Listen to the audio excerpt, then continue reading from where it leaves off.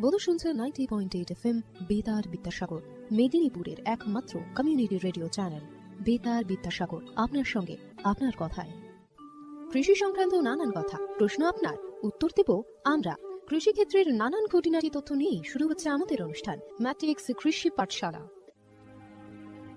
কৃষি প্রধান দেশ ভারতবর্ষ, তাই কৃষি ক্ষেত্রে উন্নতির কথা মাথায় রেখে কৃষক বন্ধুর পাশে দেশের প্রধানমন্ত্রী সূচনা হলো কৃষকদের জন্য বিশেষ যোজনা PM প্রণাম। জৈবিক সারের ব্যবহার থেকে কৃষকদের বিশেষ প্যাকেজ প্রদান, সবই এই যোজনার অন্তর্গত। PM প্রণাম প্রধানমন্ত্রী কর্তৃক কৃষক বন্ধুর জন্য বিশেষ যোজনা। PM প্রণাম, এই প্রকল্পের সম্পর্কেই বিস্তারিত জেনে নেব এবার। অর্থনৈতিক বিষয় সংক্রান্ত মন্ত্রিসভা কমিটি অর্থাৎ CCEA 28 জুন 2023 তারিখে অনুষ্ঠিত একটি বৈঠকে PM প্রণাম প্রকল্পটি অনুমোদন করেছে। PM প্রণাম শব্দটি আমাদের মাতৃভূমির পুনরুদ্ধার, সচেতনতা সৃষ্টি, লালন পালন ও উন্নতির জন্য একটি PM প্রোগ্রামকে বোঝায়। আমাদের নিজের মায়ের মতো মাতৃভূমি অর্থাৎ মাদার আর্থের যত্ন নেওয়া এবং তাকে সুস্থ রাখার প্রতি এটি একটি অনন্য পদক্ষেপ। এভাবেই মাতৃভূমি এর বিনিময়ে আমাদের অনেক কিছুই ফিরিয়ে দেবেন। গ্রাম পর্যায় থেকে শুরু করে আমাদের সম্মিলিত প্রচেষ্টার মাধ্যমেই এটি সম্ভব। PM প্রণামের প্রাথমিক লক্ষ্য হল একটি গুরুত্বপূর্ণ সমস্যার সমাধান করা, আর সেই সমস্যা হল কৃষিতে রাসায়নিক সার এবং কীটনাশকের অত্যধিক ব্যবহার। অধিক উৎপাদনের আকাঙ্ক্ষায় অতিমাত্রায় সার ও কীটনাশকের ব্যবহার হচ্ছে, যার ফলে এই মাটির ক্ষতি হচ্ছে এবং উৎপাদন ক্ষমতা কমে যাচ্ছে। মাটির পুষ্টি নিরাপত্তার জন্য কৃষিতে জৈব এবং প্রাকৃতিক সার একীভূত করে মাটির পরীক্ষাভিত্তিক সারের সুষম ব্যবহার পদ্ধতি করা প্রয়োজন। এছাড়াও জৈব এবং প্রাকৃতিক কৃষি পদ্ধতি, সম্পদ সংরক্ষণের কৌশল যেমন সমন্বিত চাষ পদ্ধতি, ক্ষুদ্র সেচ, মালচিং, নো-টিলাজ, ফসলের ঘূর্ণনের মতো পদ্ধতিও কৃষিক্ষেত্রে গ্রহণ করা উচিত। এই পদ্ধতি মাটির উর্বরতা বাড়াবে, পরিবেশ দূষণ হ্রাস করবে এবং দীর্ঘমেয়াদী কৃষি উৎপাদনশীলতা বাড়াবে। কৃষিক্ষেত্রে সুষম সারের ব্যবহার মাটি সহ আমাদের পরিবেশের স্বাস্থ্য নিশ্চিত করতে গুরুত্বপূর্ণ ভূমিকা পালন করে। ভারসাম্য বজায় রেখে সার ব্যবহারের অর্থ হল উদ্ভিদের জন্য প্রয়োজনীয় পুষ্টির উপাদান সঠিক পরিমাণে এবং অনুপাতে, সঠিক সময়ে এবং সঠিক পদ্ধতিতে ব্যবহার করা। সংশ্লিষ্ট রাজ্য বিশ্ববিদ্যালয়গুলি ইতিমধ্যে তাদের এলাকার ফসলের প্রয়োজন অনুসারে এই ডোজগুলি নির্ধারণ করেছে। সুপারিশকৃত ডোজ অনুযায়ী সার ব্যবহার করলে ফসলের ফলন ও গুণগত মান বৃদ্ধি পাবে। সুস্পষ্ট মাটিতে জন্মানো ফল, শাকসবজি এবং শস্য প্রায়শই প্রয়োজনীয় পুষ্টিগুণে সমৃদ্ধ এবং স্বাদ ভালো হয়। ভালো ফসলের জন্য এবং গুণমান আমাদের কৃষকদের জন্য উচ্চ লাভের দিকে পরিচালিত করে। এটা শুধু আরও বেশি পরিমাণ ফসল ফলানোর জন্য নয়, বরং ফসলের মানকেও উন্নত করার জন্য একটি বড় পদক্ষেপ। এটি একটি জয়ের কৌশল যা আমাদের কৃষকদের, আমাদের পরিবেশ এবং শেষ পর্যন্ত আমাদের সকলকে উপকৃত করে। সঠিক জ্ঞানের সঙ্গে পুষ্টির ব্যবহার করলে আমরা যে শুধু ফলনই বাড়াতে পারব তা নয়, বরং আমাদের জমি ভবিষ্যৎ প্রজন্মের জন্য যাতে উর্বর থাকে তাও নিশ্চিত করতে পারব। সুতরাং আসুন একটি উজ্জ্বল এবং আরও টেকসই কৃষি ভবিষ্যতের জন্য সুষম সার ব্যবহারের প্রচার এবং অনুশীলন চালিয়ে যাই। বিকশিত ভারত সংকল্প যাত্রা, বিকশিত ভারত সংকল্প যাত্রা। আসুন এই প্রকল্পের বিষয়ে এবার জেনে নেওয়া যাক। এই প্রকল্পের মূল উপাদানগুলির মধ্যে একটি হল PM প্রণাম প্রকল্প এবং কৃষিতে ড্রোনের ব্যবহারকে উন্নীত করার প্রচেষ্টা করা। সারের সুষম ব্যবহার এবং ন্যানো সারের ব্যবহার নিশ্চিত করার লক্ষ্যে department of fertilisers, sir company, প্রধানমন্ত্রী কৃষি সমৃদ্ধি কেন্দ্র, ফিল্ড অফিসার এবং নোডাল অফিসার সহ বিভিন্ন স্টেক হোল্ডারদের একত্রিত করেছে। VBSY এর একটি আকর্ষণীয় বিষয় এই যে এর মাধ্যমে বিভিন্ন ফসল এবং গাছপালাগুলিতে ন্যানো সার এবং জলে দ্রবণশীল সার স্প্রে করার পদ্ধতি প্রদর্শনের জন্য ড্রোনের ব্যাপক পরিমাণ ব্যবহার করা। এই উদ্যোগের ফলে 29টি রাজ্য বা কেন্দ্রশাসিত অঞ্চল জুড়ে বিভিন্ন জেলায় হাজার হাজার ড্রোন প্রদর্শিত হয়েছে। এই ব্যবহারিক পন্থা কার্যকরভাবে আধুনিক কৃষি প্রযুক্তি গ্রহণের সুবিধার কথা বলেছে। নাগরিকদের মধ্যে টেকসই কৃষির অনুশীলন সম্পর্কে আরও তথ্য প্রচার করাই এই প্রকল্পের উদ্দেশ্য। উল্লেখ্য, এই প্রোগ্রামটি একটি অপ্রতিরোধ্য সাড়া পেয়েছে এবং লক্ষ লক্ষ দর্শক ড্রোন প্রদর্শনীর সাক্ষী দেখেছে। কৃষকরা বিশেষ করে প্রচলিত ইউরিয়ার তুলনায় ন্যানো ইউরিয়ার উপকারিতা বুঝে ন্যানো সার প্রয়োগে গভীর আগ্রহ দেখিয়েছেন। এই ইভেন্টগুলির সময় আলোচনার আর কথোপকথনের মাধ্যমে করা অনুশীলনগুলি যথেষ্ট কার্যকরী হয়েছে, যা কৃষকদের মধ্যে ক্রমবর্ধমান সচেতনতা এবং আগ্রহ প্রদর্শন করেছে। বহু উৎসাহী কৃষক এই প্রকল্পের প্রতি ড্রোন ব্যবহারে আগ্রহ প্রকাশ করেছেন। এই আধুনিক প্রযুক্তির অর্থনৈতিক সম্ভাব্যতা কৃষকদের আলোর দিশা দেখিয়েছে এবং কৃষিতে আরও টেকসই এবং সাশ্রয়ী পদ্ধতির পথ প্রশস্ত করেছে। মাননীয় প্রধানমন্ত্রী শ্রী নরেন্দ্র মোদী প্রধানমন্ত্রী মহিলা কিষাণ ড্রোন কেন্দ্র চালু করেছেন। এটি মহিলাদের স্বসহায়ক গোষ্ঠীগুলিকে ড্রোন সরবরাহ করবে, যাতে তারা জীবিকা নির্বাহের জন্য এই প্রযুক্তি ব্যবহার করতে পারেন। প্রধানমন্ত্রী কৃষি সমৃদ্ধি কেন্দ্রগুলি VBSY প্রোগ্রামগুলিকে সমর্থন করার জন্য সক্রিয় ভূমিকা পালন করেছে, যার ফলে এই উদ্যোগের সহযোগিতামূলক প্রকৃতির উপর জোরও দেওয়া হয়েছে। বিকশিত ভারত সংকল্প যাত্রা শুধু একটি যাত্রা নয়, এটি ভারতীয় কৃষির জন্য একটি টেকসই এবং প্রযুক্তিগতভাবে উন্নত ভবিষ্যতের দিকে একটি রূপান্তরমূলক পদক্ষেপ। যাত্রার অগ্রগতির সঙ্গে সঙ্গে এটি দেশের কৃষি ল্যান্ডস্কেপকে নতুন রূপ দেওয়ার, উদ্ভাবনকে উৎসাহিত করার এবং সবার জন্য একটি সবুজ আরও সমৃদ্ধ ভবিষ্যৎ নিশ্চিত করার প্রতিশ্রুতি দেয়। ড্রোন প্রযুক্তি, ন্যানো সার এবং টেকসই চাষ পদ্ধতির প্রচারের মাধ্যমে এটি শুধুমাত্র সচেতনতাই তৈরি করছে না, বরং কৃষকদের আরও সমৃদ্ধ এবং পরিবেশ বান্ধব ভবিষ্যতের জন্য উদ্ভাবন গ্রহণ করতে অনুপ্রাণিত করছে। আমরা যেমন এই কৃষি বিপ্লবকে উৎসাহিত হতে দেখি, এটা স্পষ্ট যে বিকশিত ভারত সংকল্প যাত্রা একটি উন্নত এবং টেকসই ভারতের জন্য বীজ বপন করছে এবং এগিয়ে নিয়ে যাচ্ছে। এরই অঙ্গ হিসেবে আমাদের এবারের অনুষ্ঠান বেতারের মাধ্যমে কৃষি বন্ধুর জন্য সচেতনতামূলক অনুষ্ঠান ম্যাটিক্স কৃষি পাঠশালা। শুনতে থাকুন বেতার বিদ্যাসাগর FM 90.8। ম্যাটিক্স কৃষি পাঠশালায় আজ শুনবেন র্যাডিশ কাল্টিভেশন, মূলো চাষ নিয়ে আলোচনা। আজকের অতিথি শ্রী শান্তনু বারিক। সাক্ষাৎকার নিয়েছে RJ রিনা। স্বাস্থ্যকর মাটি, স্বাস্থ্য ভারত। প্রিয় কৃষক ভাই ও বোনেরা, ম্যাট্রিক্স ফার্টিলাইজার অ্যান্ড কেমিক্যালস লিমিটেডের পক্ষ থেকে আমরা আপনাদের সকলকে উষ্ণ অভ্যর্থনা এবং শুভেচ্ছা জানাই। বন্ধুরা, matrix fertiliser and chemicals limited Paschimbanga রাজ্যের পূর্ব বর্ধমান জেলার পানাগড়ে অবস্থিত একটি ইউরিয়া উৎপাদনকারী সংস্থা। ম্যাট্রিক্স প্ল্যান্টটি পশ্চিমবঙ্গের প্রথম এবং একমাত্র ইউরিয়া কারখানা। আপনারা সবাই জেনে খুশি হবেন যে মাটি পরীক্ষার জন্য কোম্পানি কর্তৃক একটি ভ্রাম্যমাণ মৃত্তিকা পরীক্ষাগার স্থাপন করা হয়েছে, যা সমগ্র বাংলায় তার পরিষেবা প্রদান করে। এর পাশাপাশি কৃষকদের চাহিদা অনুযায়ী সংস্থার দ্বারা অন্যান্য নতুন পণ্য উপলব্ধ করা হয়, যার মাধ্যমে আপনারা সকলেই আপনাদের চাষে আরও বেশি ফলন এবং মুনাফা পেতে পারে।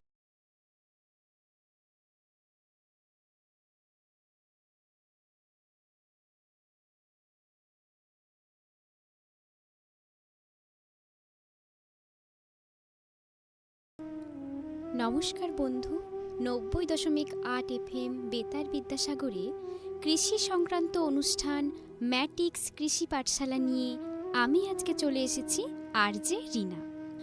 আজকে বিশেষ অতিথি হিসেবে আমাদের স্টুডিওতে রয়েছেন শ্রী শান্তনু বারিক মহাশয়। আজকে ম্যাটিক্স কৃষি পাঠশালা আলোচনার বিষয় মূলো চাষ, র্যাডিশ কাল্টিভেশন। শান্তনুবাবু, আপনাকে বেতার বিদ্যাসাগরের ম্যাটিক্স কৃষি পাঠশালার পক্ষ থেকে উষ্ণ অভ্যর্থনা জানাই। কেমন লাগছে আপনার বেতারে এসে? হ্যাঁ, প্রথমে আমি বিদ্যাসাগর বেতারের সমস্ত শ্রোতা বন্ধুদেরকে ভালোবাসা এবং আন্তরিক প্রীতি ও শুভেচ্ছা এবং অভিনন্দন জানাই। তো আশা করি সকলেই ভালো আছেন। তো আমিও এখানে এসে খুবই আনন্দিত বোধ করছি, আশা করি আমাকেও খুব ভালো লাগছে।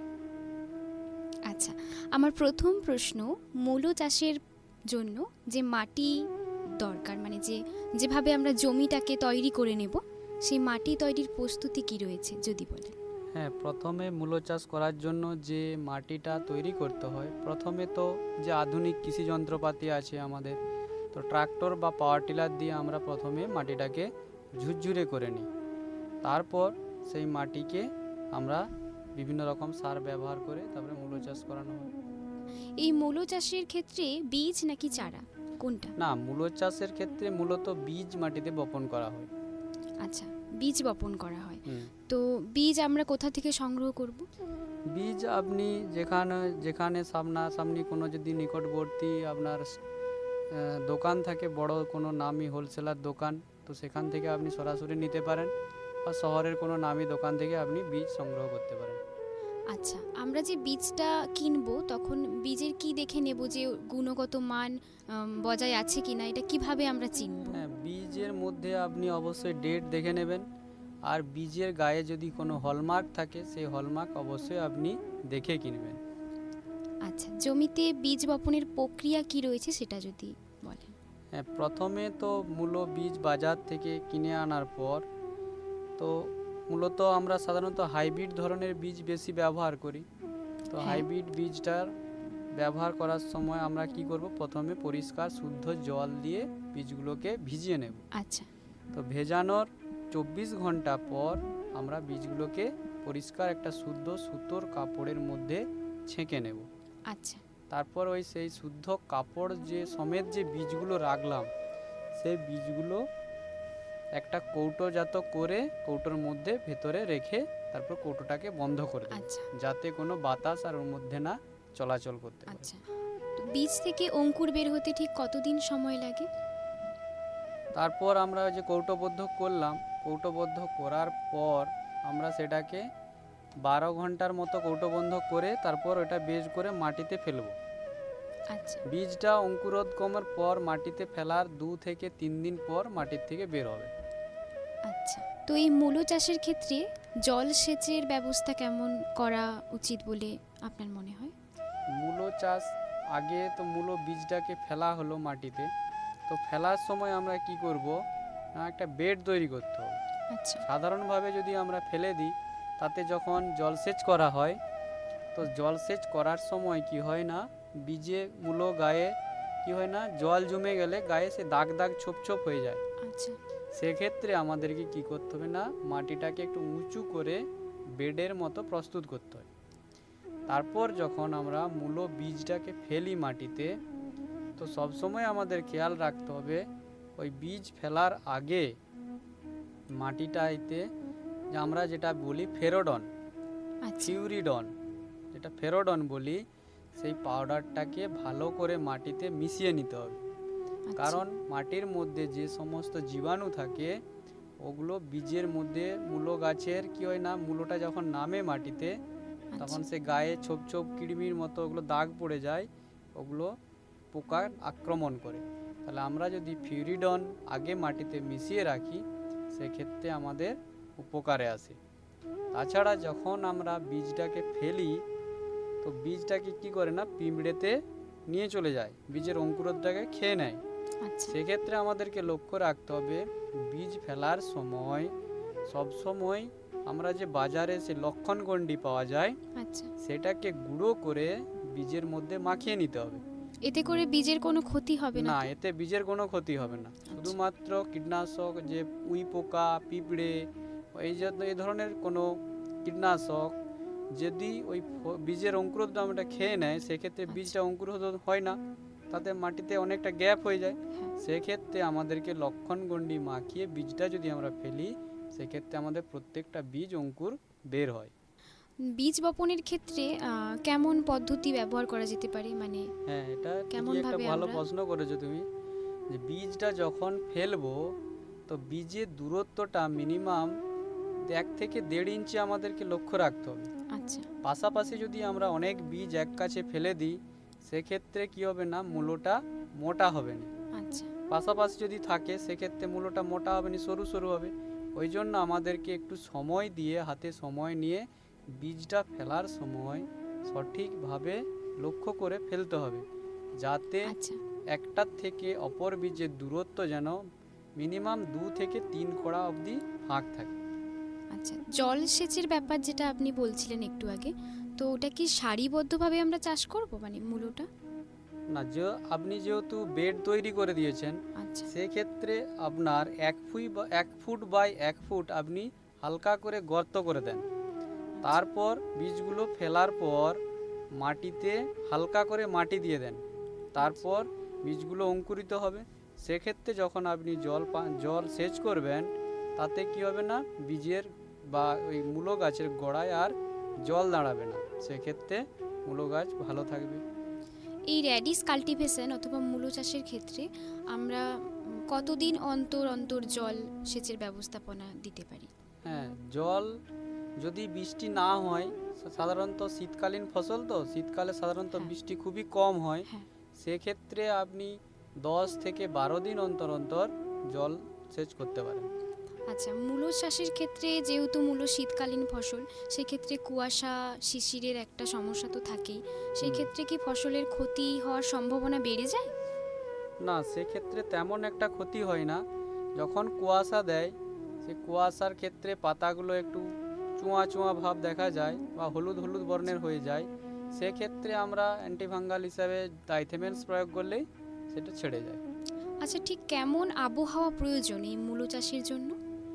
এটা সাধারণত শীতকালীন ফসল তো সাধারণত শীতে স্যাঁতস্যাঁতে ভাব বা শিশির ওই পরিবেশে মূলো চাষটা খুব ভালো হয়, আর হালকা কুয়াশার মধ্যেও মূলোটা ভালোই থাকে। আচ্ছা, এই মূলোর কি কোনো প্রজাতি রয়েছে, মানে বিভিন্ন হ্যাঁ, জাতের? মূলোর এমনি দেশি মূলো হয় বা শাক মূলো পাওয়া যায় বাজারে।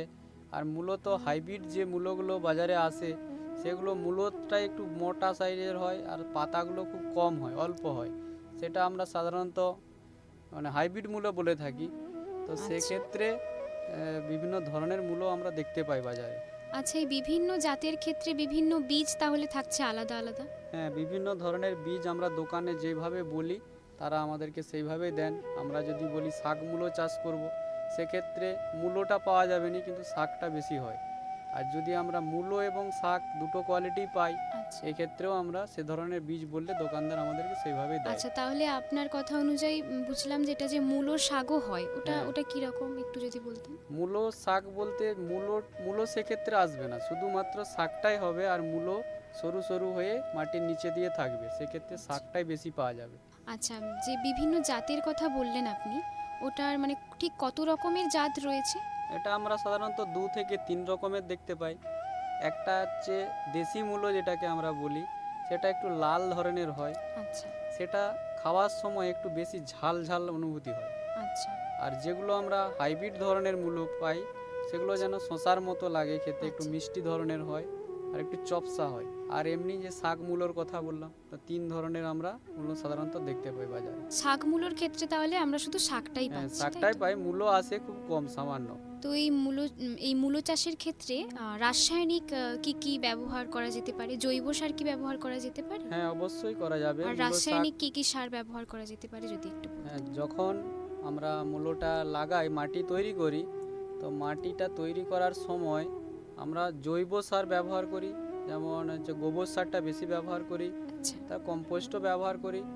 আর 10-26-26, আর তার সাথে আমরা ফেরোডন, আগে বলেছিলাম যে ফেরোডনের আচ্ছা। কথা, সেই যখন মাটিটা প্রস্তুত করা হয়, সেই ক্ষেত্রে আমরা ফেরোডন ব্যবহার করি। তো প্রতি কাঠা জমিতে কতটা পরিমাণ রাসায়নিক সার ব্যবহার করা যেতে পারে? হ্যাঁ, কাঠা আমরা প্রতি যদি জমিতে? কাঠাপতি বলি, তাহলে 10-26-26 3 থেকে 4 কেজি।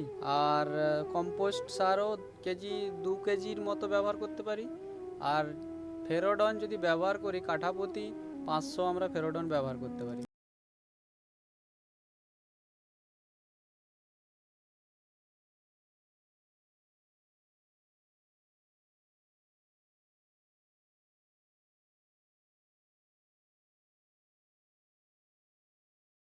এফএম বেতার বিদ্যাসাগর, মেদিনীপুরের একমাত্র কমিউনিটি রেডিও চ্যানেল বেতার বিদ্যাসাগর, আপনার সঙ্গে আপনার কথায়। কৃষি সংক্রান্ত নানান কথা, প্রশ্ন আপনার, উত্তর দেব আমরা। কৃষিক্ষেত্রের নানান খুঁটিনাটি তথ্য নিয়ে আমাদের অনুষ্ঠান ম্যাটিক্স কৃষি পাঠশালা। ম্যাটিক্স কৃষি পাঠশালার আজকের পর্বে শুনছেন ব্রিঞ্জল কাল্টিভেশন, বেগুন চাষ নিয়ে আলোচনা। এই আলোচনায় আজকের অতিথি রয়েছেন শ্রী শান্তনু বারিক। সাক্ষাৎকার নিচ্ছেন আর জে রিনা। বধু শুনছে 90.8 FM বেতার বিদ্যাসাগর, মেদিনীপুরের একমাত্র কমিউনিটি রেডিও চ্যানেল বেতার বিদ্যাসাগর, আপনার সঙ্গে আপনার।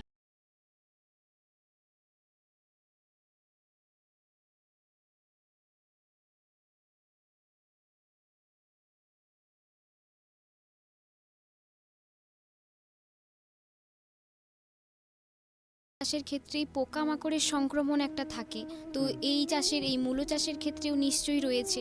তো পোকামাকড় সংক্রমণ হয়েছে সেটা আমরা কিভাবে বুঝবো?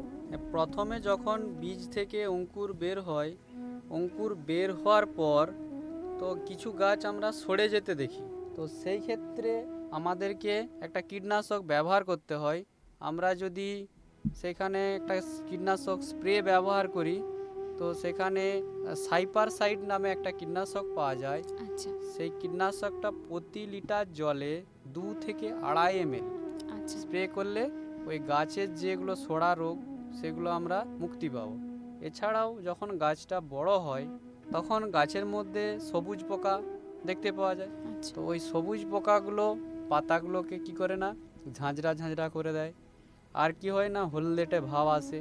আচ্ছা তো সেই ক্ষেত্রে আমরা যদি একটা যে কোনো কমা দামি একটা রাসায়নিক স্প্রে করে দিই, তো সেই ক্ষেত্রে সবুজ পোকাগুলো মারা যায়, সেক্ষেত্রে গাছ আবার আগের মতোই সবুজ থাকে। আচ্ছা, এই মূলো চাষের পক্ষে কোন মাটিটা বেশি উপযোগী বলে আপনার মনে হয়?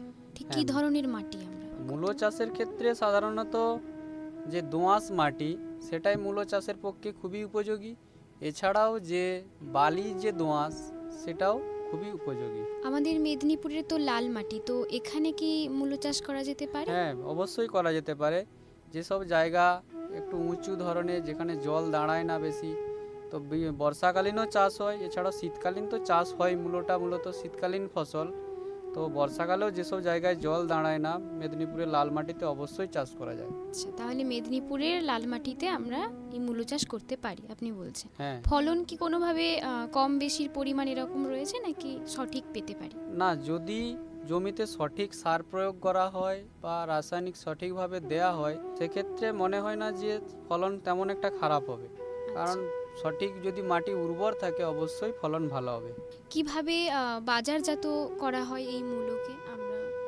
এই মূলো সাধারণত যখন প্রাপ্তবয়স্ক হয়, আমরা 25 থেকে 30 দিনের মাথায় যেগুলো বাড়ির থেকে যেগুলো বেশি বড় হয়ে যায় সেই সাইজের মূলোগুলো তুলতে শুরু করি, কারণ একসঙ্গে সব মূলো তোলা সম্ভব নয়, কারণ সবারই সাইজ তো সমান থাকে না। আচ্ছা যেগুলো বড় বড় হয়ে যায় সেগুলো বেছে বেছে আমরা বাড়ির থেকে তুলতে শুরু করি।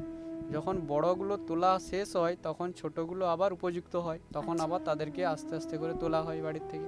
এই সবজি তোলার ক্ষেত্রে মানে মূলো চাষের ক্ষেত্রে ধরুন, তো আপনাদের কি শ্রমিক কি নিয়োগ করা হয়?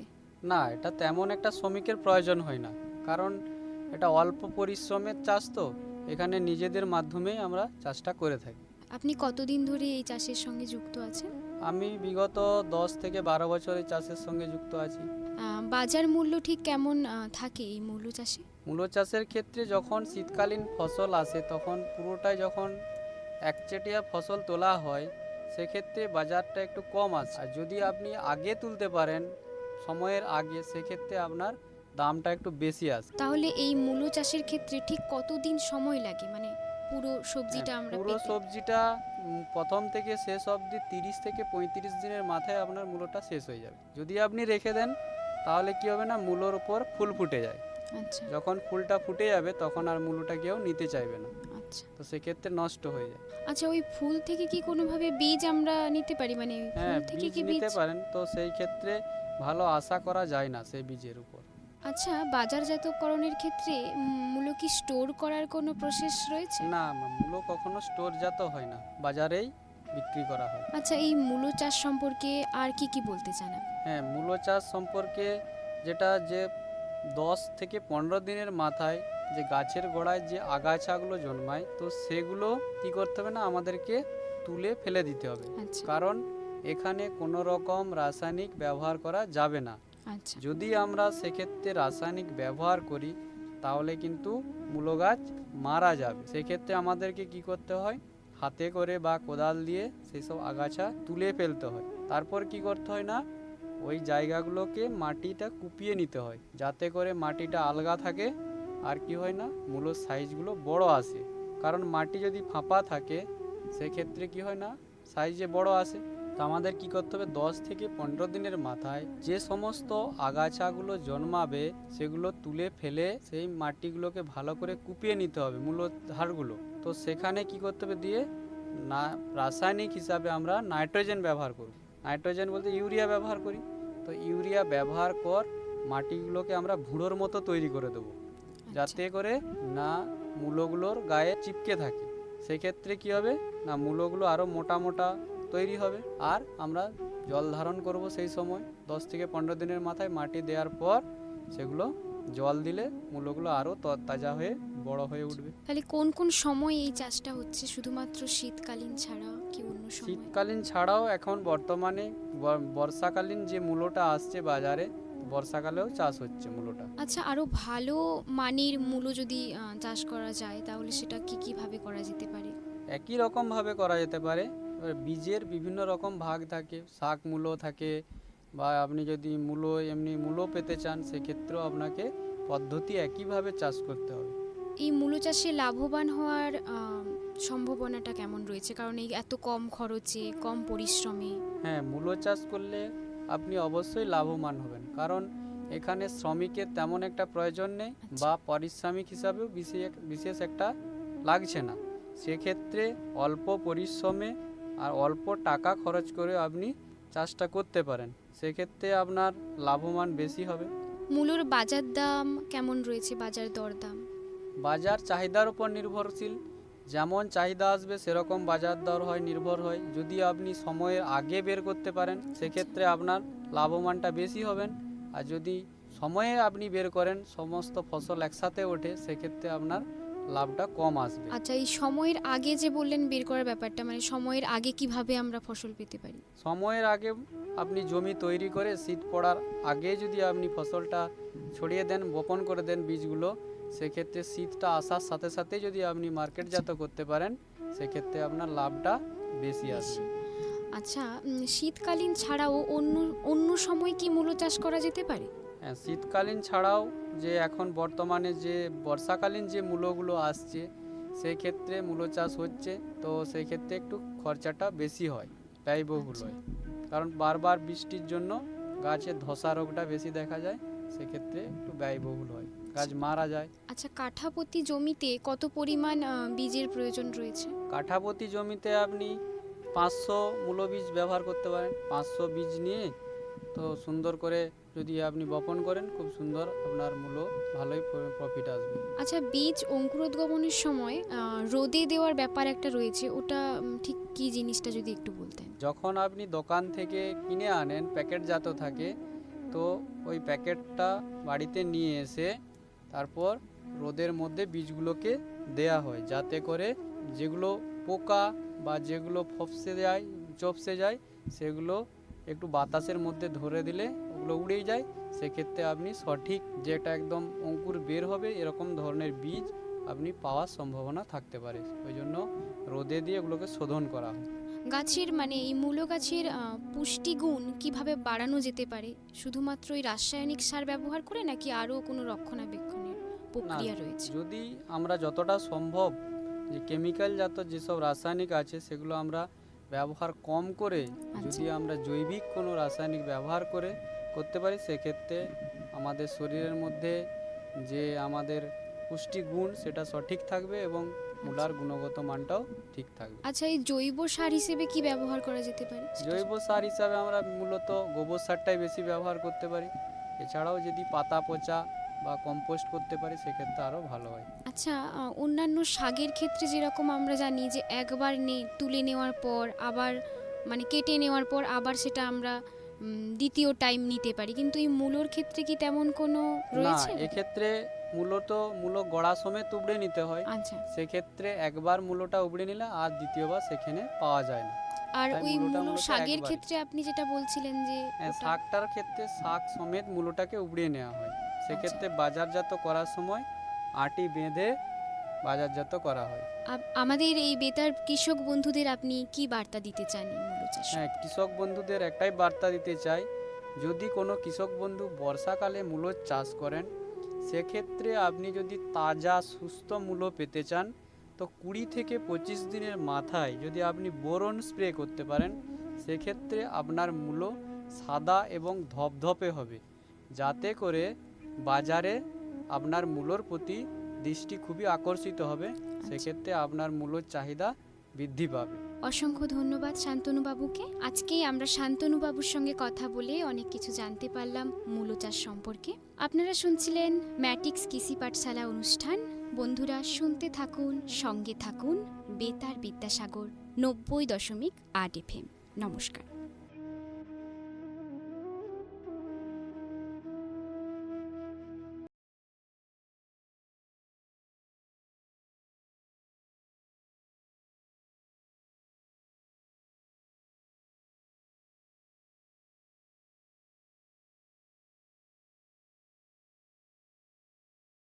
লাগছে শুনতে বেতার বিদ্যাসাগরে ম্যাটিক্স কৃষি পাঠশালা অনুষ্ঠান?